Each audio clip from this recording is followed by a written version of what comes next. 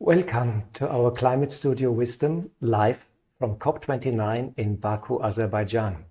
We bring together experts from science, politics and spirituality to explore the unfolding climate crisis. Myself, I'm Golo Pilz, and I will be tonight's moderator on the topic Transformative Moments from this COP. This is the 5th day of the climate conference and quite a lot is going on. In a stunning move, Argentina has withdrawn its entire delegation. Studies also suggest that the poor countries will need a staggering amount of $1 trillion per year. It may be even better we avoid the emissions altogether. This is a staggering amount, and we don't know if the conference will be able to raise so much funds. Another report published yesterday finds that minimal progress has been done to curb global warming altogether. So we have to wait and we have to see if the conference is able to deliver and turn the tide. I'm glad to have two experts with me who will be able to shed more light on this rather complicated topic. I have Thomas Hirsch with me. Welcome, Thomas. You are from Germany and the founding director of Climate Development Advice, a global network consultancy network. You're giving lectures, providing advice, training projects and consultancy. You have also worked for Greenpeace and Bread for the World and have been to many climate conferences before. Welcome, Thomas. I'm also glad to have with us tonight Maureen Goodman. You're the program director of the Brahma Kumaris in UK, and you have been also to several climate conferences and have been active in the interreligious dialogue. And you just came from the UN Biodiversity Conference in Colombia. I think that's right. Yeah. Welcome, Maureen. Thank you. Yes, let us start straight away. Thomas, yesterday the Argentinian delegation got called back in a very stunning move by its president Javier Milei, who believes climate change is a socialist lie. Donald Trump also made it clear that he will pull out of the negotiations. His advice for the US oil industry is quite interesting. Drill, baby, drill. That's a very interesting statement. These are not so good signals for the whole COP process, and there are a lot of concerns that other states will take this as an opportunity and backpedal from their promises and pledges. Is the Paris Agreement to stay below 1.5 degree dead, or is there still hope? Please share your thoughts. Thanks, Golo, for the question. And thanks for having me again. Well, to start with the good news, I'm very much convinced that the Paris Agreement, of course, is not dead. And what we see currently in huge transformations worldwide will continue. There will be no pullback to fossil fuels only just because of the economics of it. Having said that, that doesn't mean that the results of this COP will deliver as we wish to deliver. It's a climate finance COP, and this COP should set a new collective quantified goal of climate finance to be used to support the global south in its transitionary journey towards net zero and climate resilience. And you have mentioned two of the bad signals. I could add more. I mean, there are many lame ducks at that COP. The European Union has not yet appointed its new commissioners. So, okay, they are here, but they have not the full potential. Many leaders, world leaders, Brazilian, Indian, Chinese leaders, decided not to attend the COP. And this is always a bad sign because it means maybe these leaders fear it will not deliver results, and who would like to be, as a leader, be associated with a failure. Having said that, I think it's critical. We may see, however, the unexpected to happen, and then in the end we might come to acceptable results at least. What could that be? Well, I see two interesting options. The first one is that China takes the stage, because the stage is now empty. The US is not there, the EU is not very strong. It's a great opportunity for China to shine. And maybe they take that step also for geopolitical reasons. Other option is that when everybody agrees, using the traditional financial sources will not make it to fill the financial gap, then maybe there is more pressure, interest and commitment, and to look for new sources. And there's an interesting discussion taking place on a global solidarity levy, carbon solidarity levy, that could be raised by taxing billionaires, by putting a levy on flight. Is it the Barbados initiative? It is an initiative from Barbados, France, a couple of countries. Maybe there is now more momentum to take that up. It cannot be decided by the COP. There is no mandate for the UNFCCC, but there could be a strong call of the COP in the final cover decision saying we want this to happen, and that could bring new momentum in the debates. I end by saying, yes, it's critical. In the long term, we will make it. If the COP delivers, we have to see, and you mentioned the 1.5. And that, I think, is the very tricky point. We may achieve other temperature targets, but if we do not step up action dramatically within the next 4 years, no scientific pathway will lead us to 1.5. And yes, I believe it's time to reconsider that, and in any case, knowing about the relevant role of the US, and Trump will withdraw, international climate policies need a reset after that COP. Where it will lead us, we will see, but a reset is needed. Thanks, Thomas, for this overview in a nutshell what is going on at the conference. Always very interesting to get somebody here in front of the camera who knows the insights, what's really going on and what are the options and possibilities. Thanks very much. That was very, very interesting. Maureen, our topic today is transformative moments from the COP. Yeah. Please describe such a moment which stuck your memory and gives you hope. Okay, well, there have been some moments. I can't say that the moments have been connected with the negotiations. If I want to look at the moments that are memorable in the opposite direction of hope, I'll just mention one was really understanding that the global north is still exploiting the global south in the sense of offering funds for loss and damage as loans. And that's always a shock to me. Should be grant. It should be a grant because they're still making money and out of the global south and making them poorer. But where the memorable moments of giving me hope have come have been through the conversations with individuals. And individuals who understand the process and understand that a real paradigm shift is needed, that a big change of heart is needed. Individuals who are brave. We had a young woman here last night in the climate change studio who was really prepared to go against the norms of the society she's brought up in, to be able to empower women, to be able to move forward with her agenda. This gives you hope when you see young people who have that sort of bravery. But also what gives me hope, there was a little encounter yesterday, and you see how people, it doesn't take much to turn somebody's perspective around. Not that I mean I can do that in some magical way, but in the sense that I just got talking to somebody who I was sitting next to having my lunch, and you know, he was saying that when he first heard about the US elections, he didn't want to get out of bed almost, you know. He said, that's it, you know, I'm just in despair. And then I quoted to him something that I heard in one of the sessions, and it was in the high-level segment. And I can't remember who said it, I wish I could.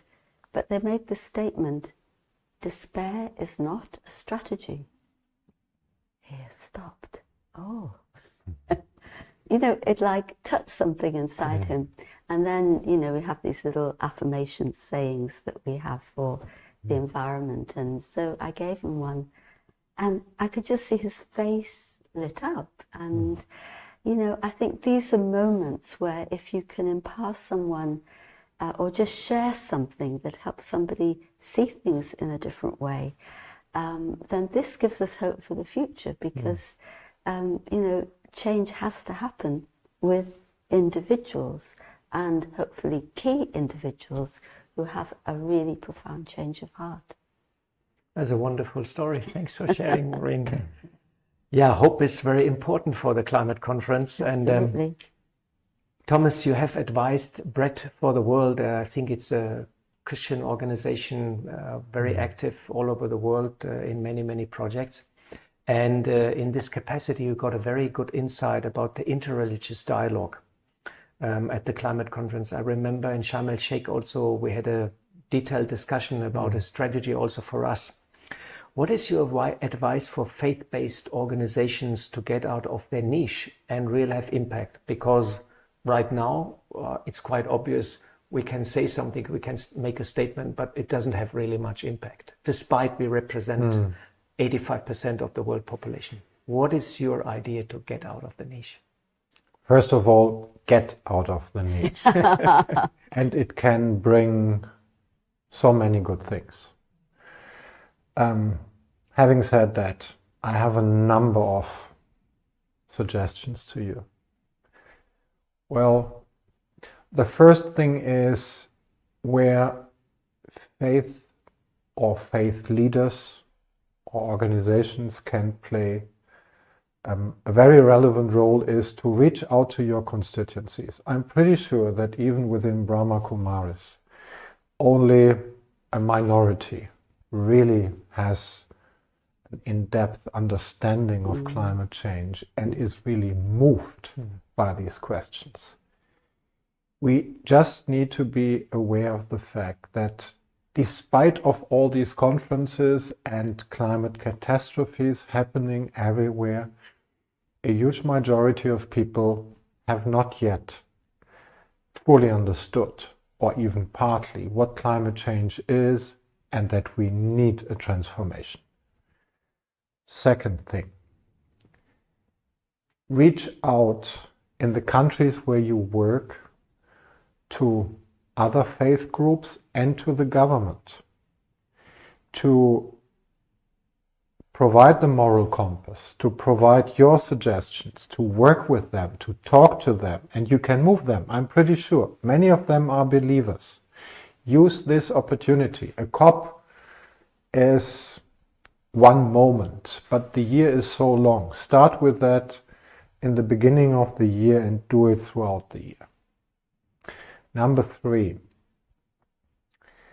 when you want to provide real advice, when you want to be heard, it's not enough to talk about principles. Be more specific, because in the end of the day, a government needs to decide on very technical or legal aspects, and you may not be in a position to give advice on all of that, but maybe on loss and damage, as you just mentioned as an example. And those points where you think we have an in-depth understanding, go deeper and provide more specific advice. All right. Second last point, if I can add 2 more, I think it would be a real chance to bring into contact or in dialogue faith and science. In these times where we have so many fake news, it's good for science to be backed by someone who provides moral compass. And on the other hand, if you work together with science and science provides facts to you, it would be a powerful alliance. Last point, the next COP in Belém is only 1 year away. If you take some of these steps in the meantime, go well prepared to the COP, and that for me means engage early with the Brazilian government and bring an interfaith high-level group speaking with one voice, having one concrete message to bring, and then engage at the COP at highest possible levels with Lula himself. All right, these are a lot of points, and I'm sure Maureen has listened very careful. I wish I had a notebook. Afterwards, I'm going to write them all down. It's recorded, don't worry. Maureen, you are quite busy in the interreligious dialogue and at many programs also at the pavilion, at the Interfaith Pavilion. And we also conduct regular meditation here. You heard the comments from Thomas, and do you see a pathway that we get away from the paradigm of profit maximization to a new paradigm of love and compassion? Yes. But first of all, just to comment, I mean, I really take on board what you're saying, and a lot of those things are happening already. There has been, there was a high-level, let me get the wording right, summit of faith leaders in Abu Dhabi before COP28. It was very powerful and very meaningful. And there was also a segment bringing on gender issues, but also a segment bringing faith and science, spirituality and science together. And that was very meaningful. And there has also been a high-level faith leaders summit here too. But we have more hopes. We have hopes in Brazil that this will happen again. There might be something else in Abu Dhabi itself. So that attempt is definitely there. And the sharings that happened were very profound. They weren't ordinary, I would say. They were with profound realizations. You're very right that we need to move towards really engaging with governments and finding the pathways to do that. And this is where, you know, there's it's not so easy. There is talk of an advisory body being established, which will work parallel with the governments, but it's taken a long time for the voice of faith to be really heard. In the CBD and the Biodiversity Conference, and I've mentioned it here in the studio before, that we talked about when the faith leaders met the executive secretary, we talked about the voice of faith and the voice of science having equal importance. And the executive secretary commented, yes, and now we know that the two are not contradictory. And that statement gave me a lot of hope. That's a very nice statement. It's a very important statement. But the way we're going to make this shift to the paradigm of love and compassion is really through the human heart. And like you're mentioning, it seems we have to be pushed into a corner so that we can really face these issues. But once the heart is touched, then you can say really the conscience is awakened and there's no going back. I also feel that some of the negotiators must be quite conflicted inside as well, because their heart will be saying something and maybe something else is expected of them, but the path is through the human heart. It is said that love is the most powerful force in the universe. It's most so definitely. Let us see that it unfolds very soon. Thomas, just yesterday, former Secretary General Ban Ki-moon, Mary Robinson, former President of Ireland, Christina Figueres, former head of the COP, and famous scientist Johan Rockström, they said that it's now clear that this COP is no more fit for its purpose. And we hear such statements quite often. Almost at every COP, people criticize the process. But this is now COP29. I mean, since 29 years it's going on, or 30 years, and the emissions are still on the rise. What has to be done for the COP process, and how are the chances actually for humanity to get out of this dead-end road we're right now in? Yeah, I mean, having mentioned being touched by heart, let me just say the four people you mentioned, in particular, Christina Figueres, they are for sure touched by heart, and Yes. that makes them strong ambassadors of that mission. Well, what they suggest is to reconsider the format of multilateral climate negotiations and conferences like COPs, and that resonates in a way with many people saying we don't need them any longer. Well, I would say we need them, because if you compare COP with a World Bank meeting or something else, the big difference is the climate vulnerable countries have a strong voice in the COP, while in a World Bank meeting, having so few shares, they are bypassed. They have no money. They have no money, and then they have no voice. Money is not the decisive factor to get a voice here. Yes, I believe it would be important to adapt certain rules so that we can ensure better procedures. I would even say it would be good to reduce the number of participants, to even also reduce the number of observers, to let negotiators negotiate with some observers, of course, but not having 40,000 people. And then you have a climate action summit, and there you bring together everything else. And then also fossil fuel companies. They should go to the action, but they should not go to the negotiation summit. Still, you will not change everything completely, because the principle of these negotiations is you need to have everybody on board, and you have countries with conflicting interests, and you will always have the lowest common denominator. What we need is more cooperation of the willing. They should pioneer, they should work together.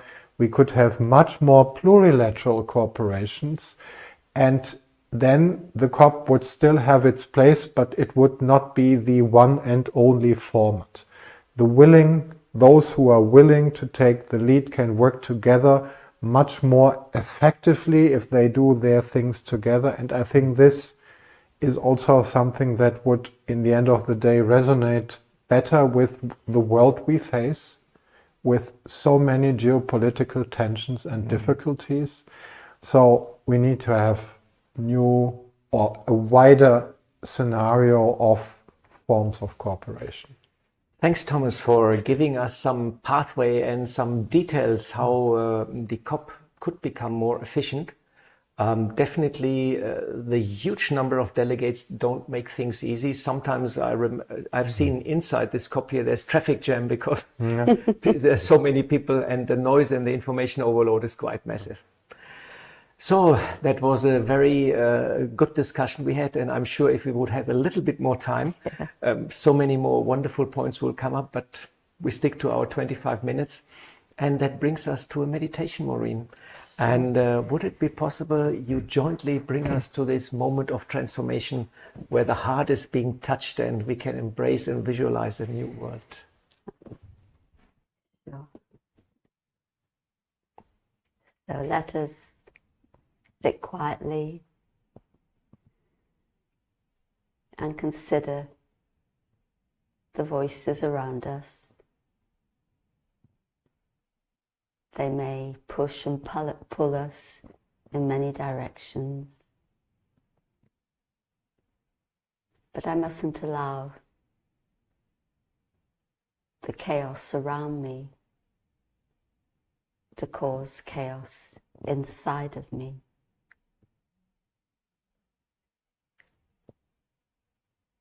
Let me instead listen to the voice of my heart, listen to the voice of my conscience, and in this listening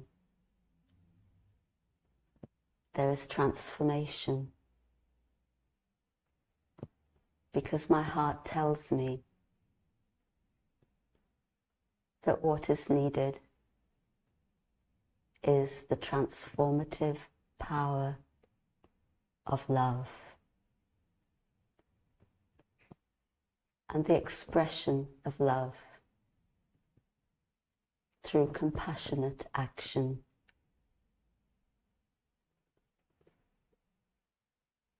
Compassion that considers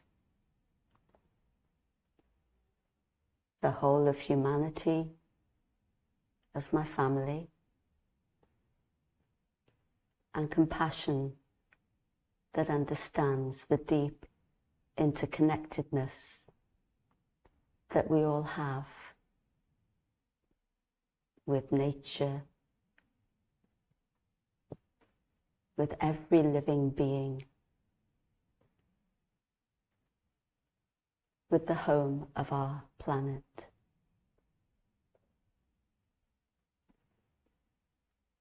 As I live by these principles,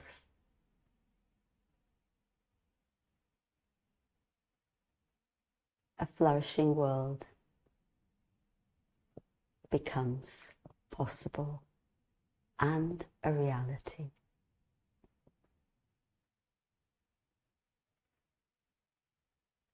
Thank you.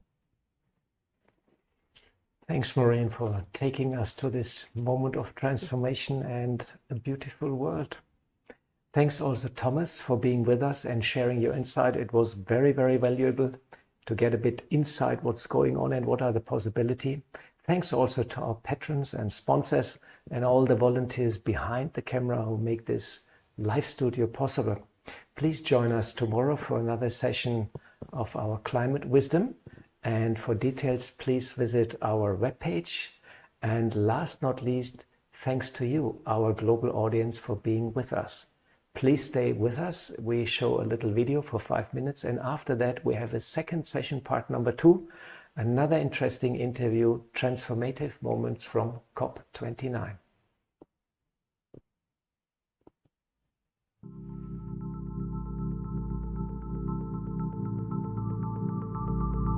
Founded in the year 1936, Brahma Kumaris has activities in more than 110 countries across the globe. With its headquarters located in Mount Abu, Rajasthan, India, the Brahma Kumaris World Spiritual University is a socio-spiritual, non-governmental organization, NGO, with affiliations in many UN bodies.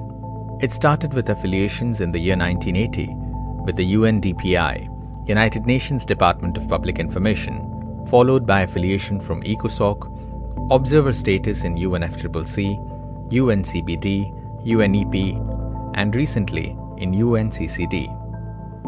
COP and COIS.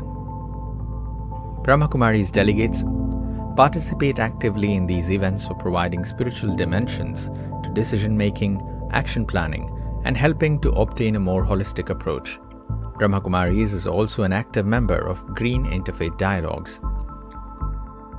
In 2011, Brahma Kumaris and World Renewable Spiritual Trust were recognized by the Ministry of Science and Technology as a scientific and industrial research organization. India One Solar Thermal Power Plant is one of India's largest solar projects with a capacity of 1 megawatt. It is functional since 2017.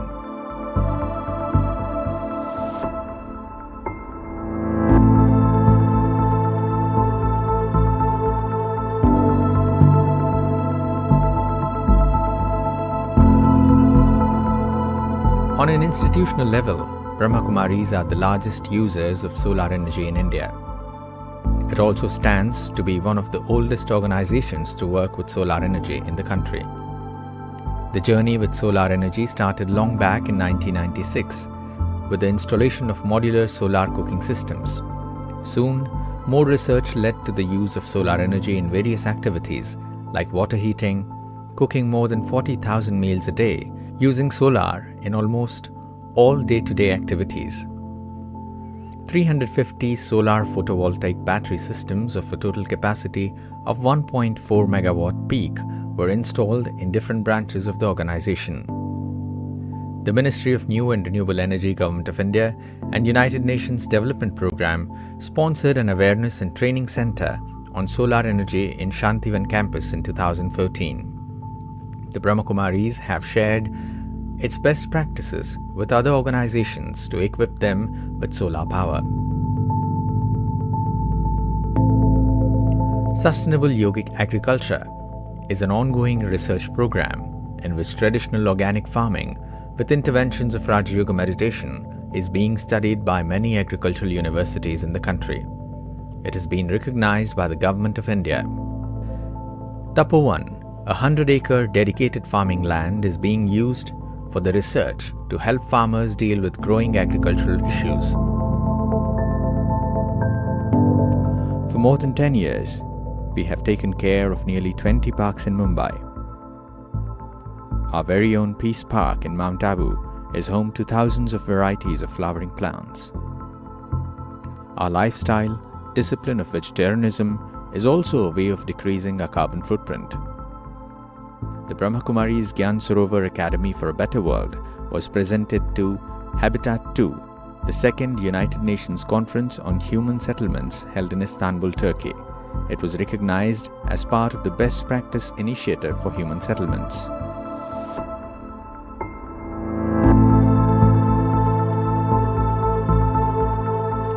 Our vision is for individuals, governments, and global corporations involved in the environmental decision-making process to root their work in the universal spiritual principles and thus bring harmony, clarity, calmness, stability, and power to their thinking and interactions.